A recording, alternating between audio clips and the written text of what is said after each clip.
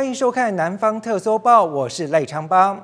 交通安全需要一步一步养成习惯，为了落实路口停让、行人优先，驾驶也可以安心的执勤。台南市政府辅导新营客运公司建立全国首座实境的训练场，透过各种路口情境，提升驾驶的安全意识和应变能力，也能够确保民众行得安全。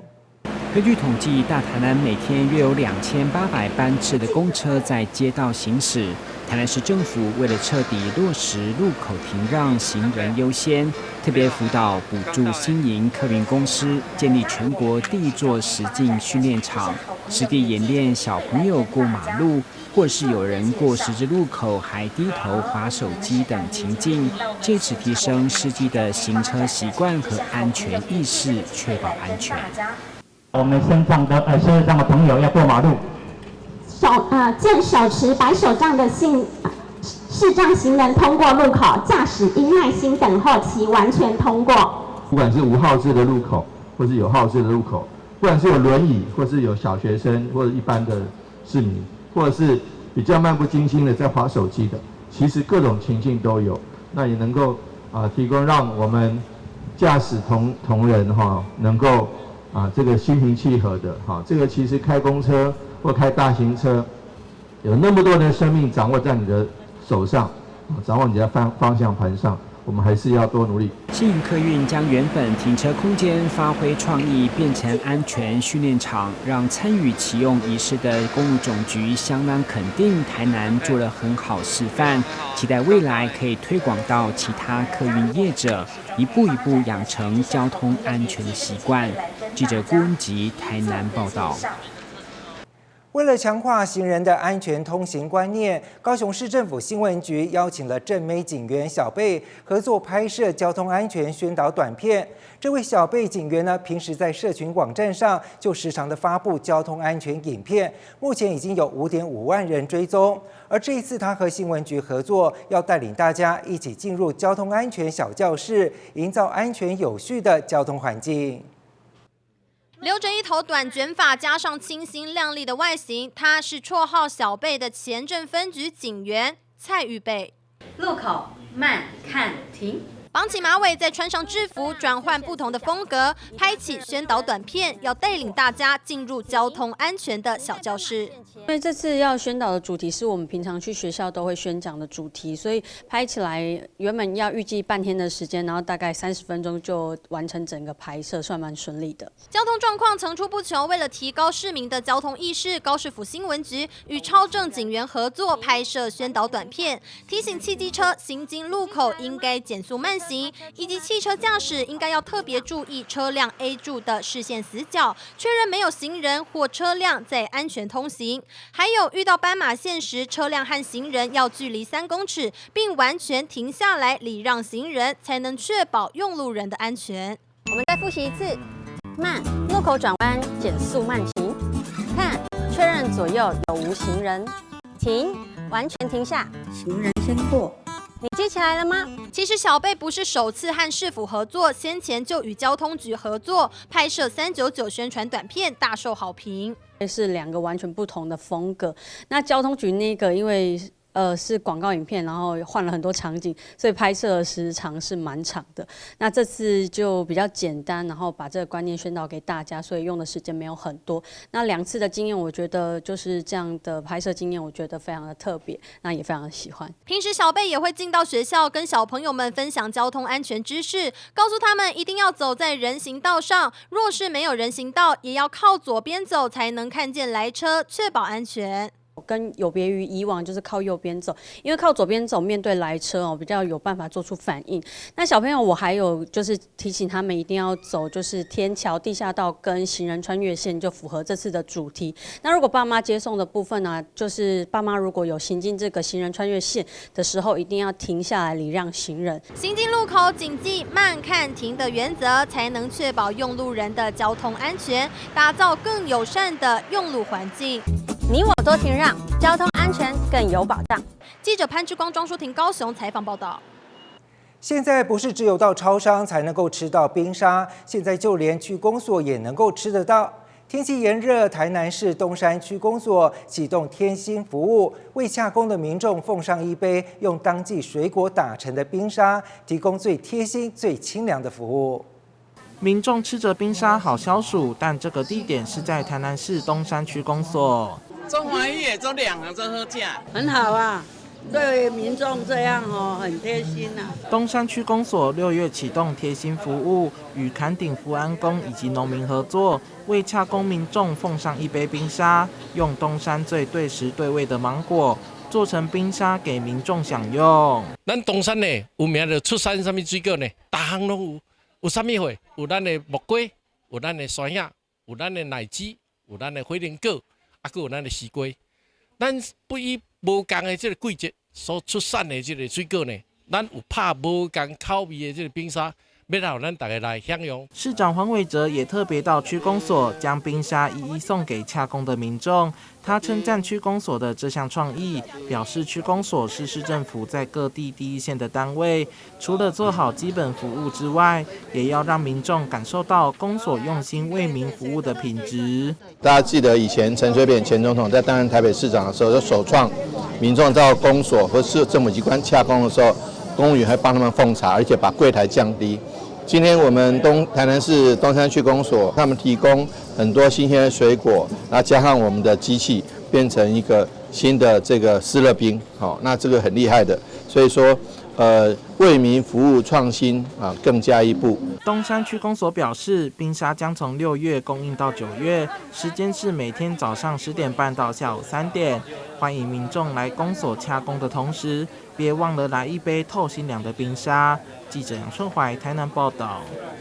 高雄駁二特区游客人数众多，就连机车想要停车都会一位难求。市府特别将公园停车场内原本有的30个大客车停车格涂销20格，改划为机车停车格，加上原本的总共变成了692个机车格，并且扩大实施机车格计次收费，避免机车长期霸占，也能够疏解违规乱停的现象。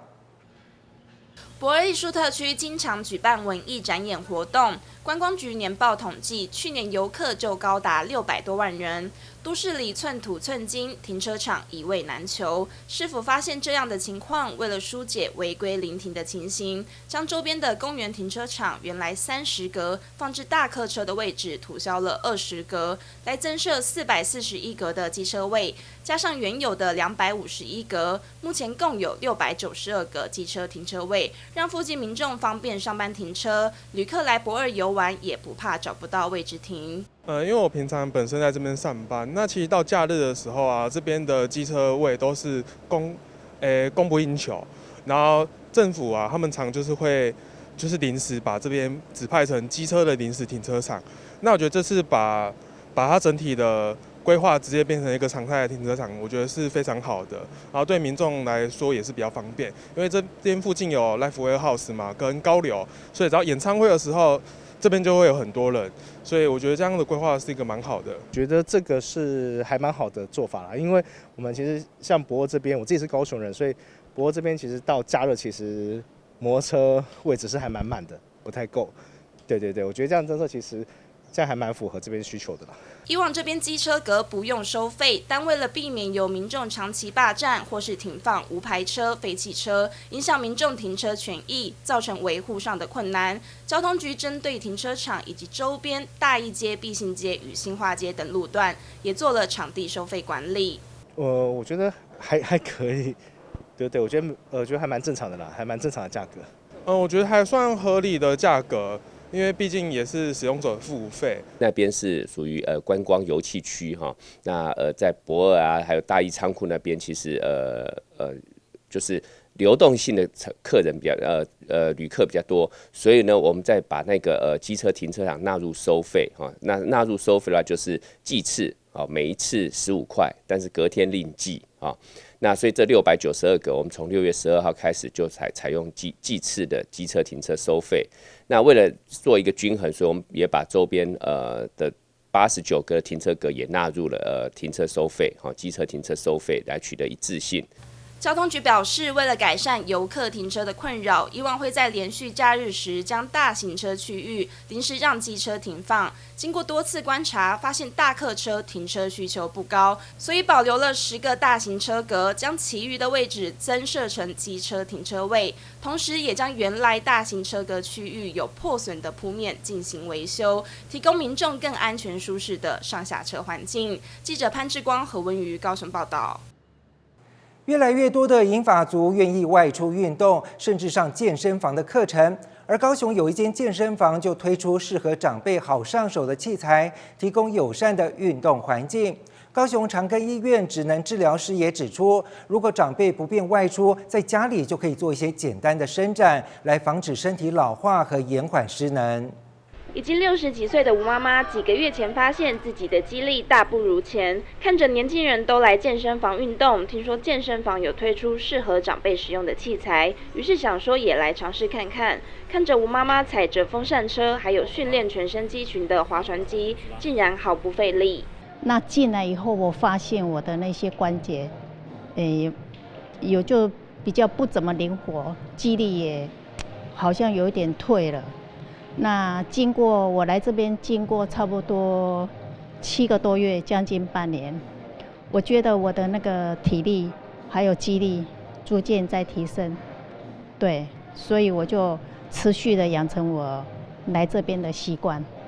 健身房负责人 Victor 发现，年轻一代会带着爸妈运动，又或者长辈想要健身，于是锁定银发族客群，开出健康班的课程，也添购了不少专为长辈设计比较好上手的器材。主要是因为凤山区现在人口老化比较明显，对，那所以说我们想说，好好针对这一块来服务这在地的一些年长者族群，这样子，所以会进一些比较适合年长者使用的重训器材，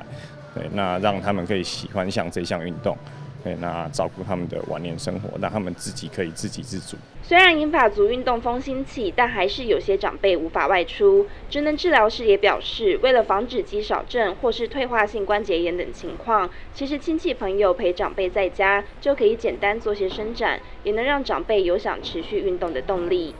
右手就对左脚，左脚就对右手，像这样子是一个很简单的暖身动作。那在家里做的话，如果这个长者他的能力不是很好，或是肌肉本身比较没有力气，就可以坐在椅子上进行。对，然后接下来第2个动作啊，我们可以就是双手扶后面的椅子，然后脚往前踢。那这个动作啊，主要是要增强我们股四头肌的力量。那刚刚提到的那个退化性关节炎，也可以就是透过股四头肌的练习去稳固我们的关节，那减少膝盖的疼痛。好，接下来第3个动作啊，我们可以在家里拿这个装水的保特瓶，然后就是往上、往下这样子的动作。那这个主要是要就是伸展我们手部的肩关节。然后手部的肌力运动，要活就要动，不管几岁，在哪个场域，持续运动才能延缓身体失能，对抗老化。记者吴家伟、何文瑜高雄报道。俗称菜瓜布肺的特发性肺纤维化，因为和其他疾病一样有咳和喘的症状，容易延误病情，再加上没有好的药物治疗，造成高死亡率。不过，郭综合医院表示，现在有2种新药可以降低肺功能持续恶化，成为患者的一大福音。人的肺部正常就像气球，吹气会胀大，吐气会缩小。不过，一旦肺部纤维化，就像菜瓜布粗糙，没有弹性。根据郭综合医院朱远志医师表示，这种肺部疾病就是因为抽烟、胃食道逆流或是吸干等危险因子造成。医生提醒，因为初期也是喘咳症状，容易延误治疗。肺纤维化这种东西，就是肺部一个慢性发炎，然后造成肺间质质性的一些肺纤维产生那个叫做结缔组织增生了哈，那造成我们换气困难。所以它一般来讲的话，大部分都发生在50岁以上的老人家比较多，而且会产生一些像我们常走路就会喘，走大概100公尺啦哈，或是说2个店面就会喘，包括疲倦，甚至会咳嗽。这个症状呢，是不是很典型？像我们一些像慢性阻塞性、肺阻塞性的疾病也会出现这种情况，甚至心衰竭也会出现这种情况。但是只要照一个 X 光才有一个特异性的变化，包括说网状的变化在下肺叶的地方产生毛玻璃状的现象，然后再加上我们再进一步的问他的病史，还有一些接触史，还有一些危险因子的暴露。就因为症状容易当作其他疾病，所以影响菜瓜布肺的治疗，造成高死亡率。不过现在已经有2种新药可以降低恶化，成为患者一大福音。有2种新药，一个叫做比乐活定，另一个叫做益肺仙，这2个药物是可以降低我们肺纤维化的一些药物，它主要是抑制我们纤维母细胞产生活化。我们知道纤维母细胞活化会产生肺部的纤维化跟那个结缔组织的增生，它把这个纤维母细胞抑制掉的话呢，它就会降低这个纤维化的进展，它可以降低很大的问题，就是说降低它的急性发作的比例，也降低死亡率，甚至存活率会增加。为什么会降低急性发作会降低死亡率？因为急性发作常常是要这个肺纤维化病人的命，急性发作之后常1次到2次，这样病人就会死亡，进展就会很快，所以降低急性发作、增加肺功能是它的这2个药物都有一个共同的效果，都在这里。所有疾病都一样，早发现早治疗，除了降低恶化风险，也提供患者治疗以后较好的生活品质。记者郭恩吉、林银庚台南报道。高雄盐埕区巷弄里有一家吃茶馆，店内的装饰到贩售的鸡蛋糕，通通都是怪兽的造型。老板更使用了蝶豆花加入鸡蛋糕的内馅，模拟出怪兽喷射光线的蓝色，吸引不少怪兽迷前来朝圣。高雄盐埕区大智路的小巷内，这间日式吃茶馆风格的小店正在飘着鸡蛋糕的香气。走进店里，满满的都是怪兽造型的摆设。老板从小就是怪兽电影的粉丝，两人花了4年多的时间，从日本和网络上搜集到各式各样的怪兽周边产品，一圆自己的童年梦想。怪兽造型本来自己就很喜欢，就是小时候就很喜欢那个怪兽，他觉得就很帅这样子。他觉得如果把它做成鸡蛋糕的样子来说，应该会蛮厉害的，对，所以后来就决定用怪兽造型。小时候就看到那个电视上有龙翔电影台啊，或者什么播的怪兽的时候，就觉得很帅这样子。那个时候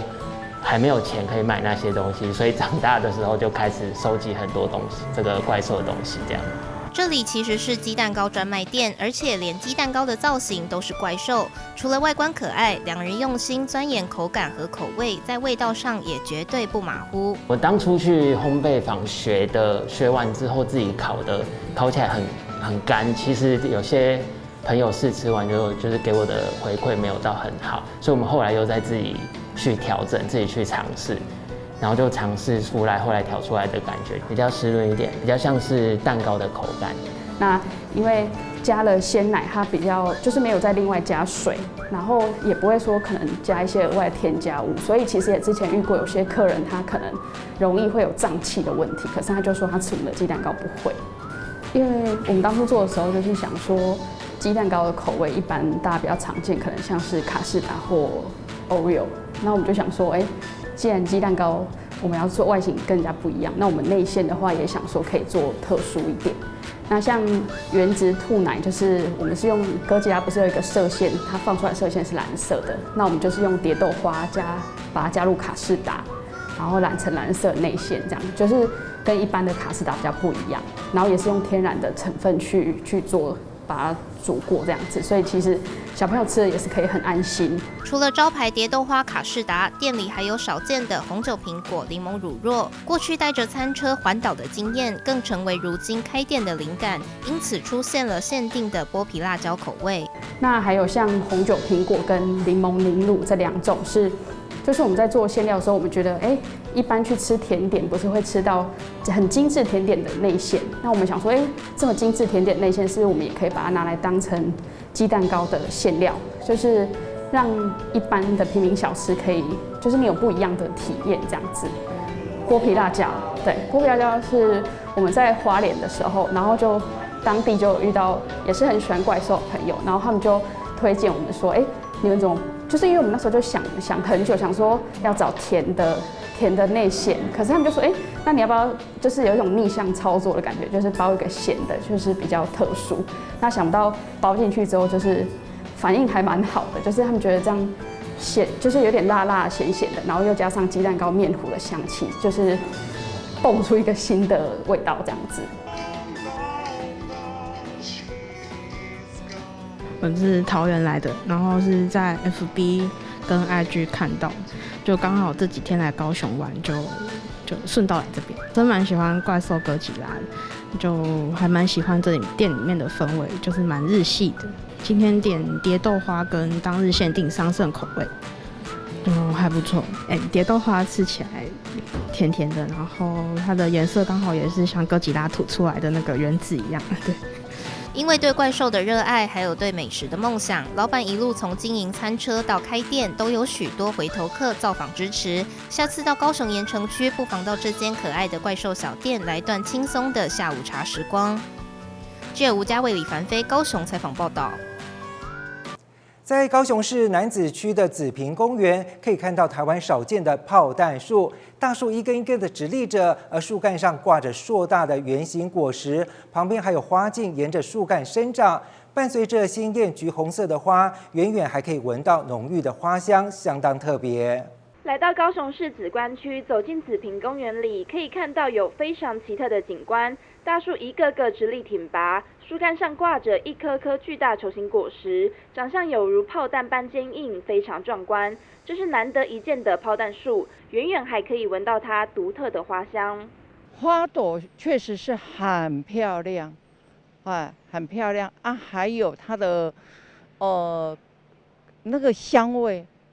开花的香味确实是，